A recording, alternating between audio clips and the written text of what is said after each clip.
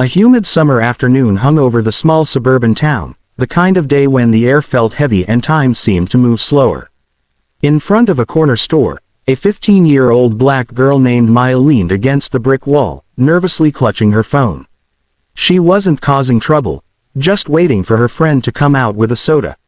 Yet, to a police officer patrolling the area, she looked suspicious. Officer Daniels, a middle-aged man with a smug air about him, parked his cruiser across the street and walked toward her. His eyes scanned her from head to toe with the kind of scrutiny that made Maya's stomach twist. "What are you doing here?" he asked sharply, his voice carrying both authority and condescension. Maya straightened her shoulders. "I'm just waiting for my friend. She's inside buying a drink." Daniels squinted. "Really? Because you look like you're loitering. Maybe even trying to cause trouble." He smirked, as if he already had her figured out. Maya's chest tightened. She'd been warned about situations like this by her parents, told to remain calm and respectful no matter what. Still, fear crept in, mixing with a simmering frustration she couldn't ignore. "I'm not causing trouble, sir," she said carefully. "I'm just waiting. My mom wouldn't be happy about this." That last line slipped out before she could stop it.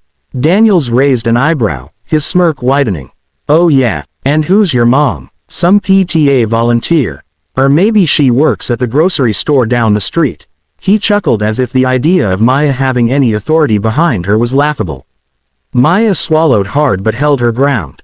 "My mom's a federal judge." For a moment, Daniels stared at her in silence before bursting out in laughter. It was a deep, mocking laugh that echoed off the brick walls around them. "A federal judge? That's rich. What are the odds of that? You really expect me to believe some kid standing outside a corner store comes from a judge's house?" "That's the best excuse I've heard all week." Maya felt her face burn. She wanted to disappear, to melt into the ground so she didn't have to endure his humiliation. But she also felt an ember of pride in her chest. She knew her mother's position wasn't a joke. "It's true," Maya said, her voice steadier than she expected. "Her name is Judge Angela Carter. She works at the federal courthouse downtown." Daniels waved his hand dismissively. Sure, and I'm the President of the United States." He stepped closer, lowering his voice. "Look, little girl, lying to cops isn't going to do you any favors. If you keep this up, I might just have to bring you in for questioning." The threat sent a jolt of panic through Maya, but she remembered her mom's words, "Never let anyone make you feel small for speaking the truth." Just then, the door to the store swung open and Maya's friend, Jasmine, came out holding 2 cans of soda. She froze as she saw the officer looming over Maya. "What's going on?" Jasmine asked nervously. Daniels glanced at her, unimpressed. "You know this girl?" "Yeah, she's my friend. We were just hanging out." He shook his head with exaggerated disbelief. 2 kids loitering, making up fairy tales about federal judges. What's the world coming to?" He laughed again, loud and cruel. But at that very moment, the sound of heels clicking against the pavement cut through the air. A tall woman in a navy blue suit was striding toward them, her presence commanding attention even from across the street. Her posture was immaculate, her expression composed yet sharp, and her aura was one of quiet authority. Maya's eyes widened. Her mother, Judge Angela Carter, had just finished a meeting at the courthouse and decided to swing by the store to pick up a few things for dinner. She hadn't expected to find her daughter standing cornered by a police officer. Daniels turned slightly, noticing the woman approaching, but he didn't recognize her. "Ma'am, I'm handling something here," he called out, his tone dismissive, as though she were just another passerby. But as Angela drew closer, Daniel's casual arrogance began to falter. There was something about the woman's steady gaze that unsettled him. "Maya," Angela said firmly, her voice cutting through the tension.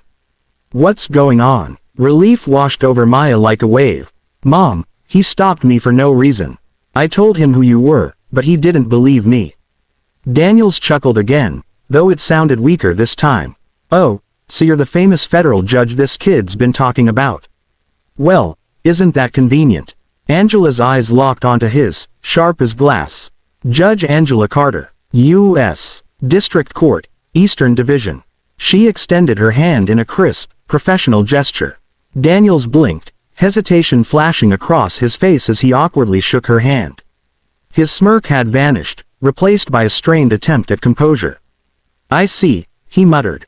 "Well, I was just making sure everything was all right. You know, standard procedure." "Standard procedure," Angela repeated, her voice cool but firm. "From where I'm standing, it looks like you were harassing my daughter without cause." She was doing nothing but waiting for her friend. The weight of her words pressed down on him. The authority in her tone was undeniable, her presence commanding in a way that made it impossible to dismiss her as easily as he had dismissed Maya. Maya stood a little taller, watching as the shift in power unfolded. Her mom wasn't just her mother in this moment, she was the embodiment of truth and justice, the very things Daniels had mocked. Angela turned slightly, her eyes softening as she looked at Maya. "Go on, sweetheart. Take your friend home. I'll handle this." Maya hesitated, but the reassurance in her mother's voice gave her the courage to move. She and Jasmine walked a few steps away, though Maya kept glancing back, her heart still racing. Daniels cleared his throat, trying to recover some semblance of authority. "Judge Carter, I assure you, I didn't mean any harm. Just doing my job, ma'am." Angela's gaze didn't waver. "Your job is to protect and serve, officer. Not to belittle young black girls standing on a sidewalk. Perhaps you need a reminder of what that means." The silence that followed was deafening. Daniels shifted uncomfortably, his earlier arrogance completely evaporated. For Maya, the moment was unforgettable. She had watched her mother transform the entire situation with nothing but truth, confidence, and authority. The same truth she had spoken moments earlier, only to be mocked. And as they left together, Maya couldn't help but feel a surge of pride. Her mother wasn't just a federal judge. She was proof that truth, no matter how much it's laughed at, will always command respect when it stands tall. Angela Carter stood tall, her navy suit crisp against the fading daylight. The street seemed to hold its breath. Officer Daniels, who only minutes ago was smirking and laughing at Maya, now shifted uneasily under the weight of Angela's gaze. The balance of power had shifted in an instant, and he knew it. Angela didn't raise her voice. She didn't have to. Her authority was in the way she carried herself, in the calm firmness of every word. "Officer Daniels," she began, her voice steady as steel, "explain to me why my 15-year-old daughter was treated like a suspect when she was doing absolutely nothing wrong." Daniels cleared his throat, the confidence he displayed earlier nowhere to be found. "Ma'am, with all due respect, I thought she was loitering. Just routine questioning. Nothing serious." Angela narrowed her eyes. "Nothing serious. You mocked her. You threatened to bring her in for questioning.